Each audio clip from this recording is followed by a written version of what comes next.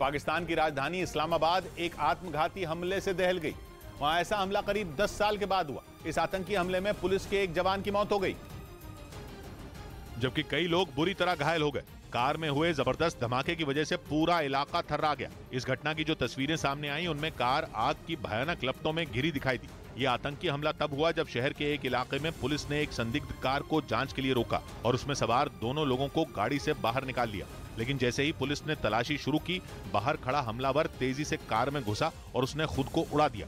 इस घटना के थोड़ी देर बाद आतंकी संगठन TTP यानी तहरीक-ए-तालिबान पाकिस्तान ने इसकी जिम्मेदारी ली।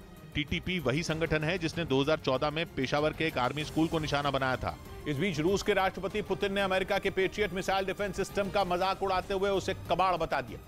एक दिन पहले ही व्हाइट हाउस में जेलेंस्की से मुलाकात के बाद बाइडेन ने यूक्रेन को पेट्रियट सिस्टम से लैस करने का ऐलान किया था, जिसे वो अपना सबसे आधुनिक और घातक मिसाइल डिफेंस सिस्टम बताता है। अमेरिका पेट्रियट सिस्टम की तारीफ करते नहीं थकता, लेकिन उसी मिसाइल डिफेंस सिस्टम का रूसी राष्ट्रपति ने जमकर मजाक उड़ाया।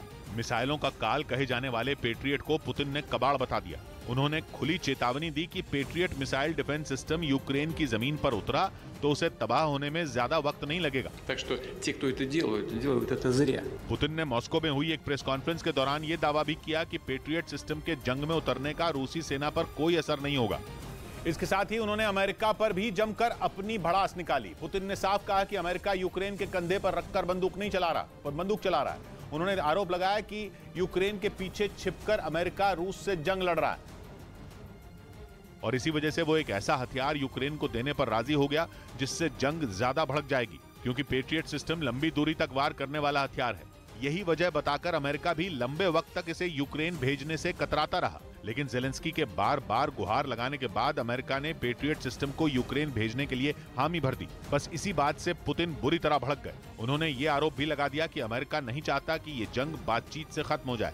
इधर दिल्ली के नगर निगम MCD में मेयर और डिप्टी मेयर के लिए आम आदमी पार्टी ने उम्मीदवारों के नाम का ऐलान कर दिया। मेयर के लिए शैली ओबरॉय, जबकि डिप्टी मेयर के लिए आले मोहम्मद इकबाल उम्मीदवार होंगे।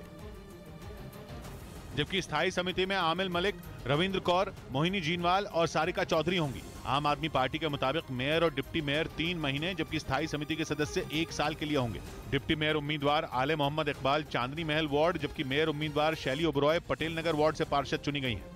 उधर टेस्ट क्रिकेट के इतिहास में चेतेश्वर पुजारा 7000 रन बनाने वाले भारत के 8वें बल्लेबाज बन गए।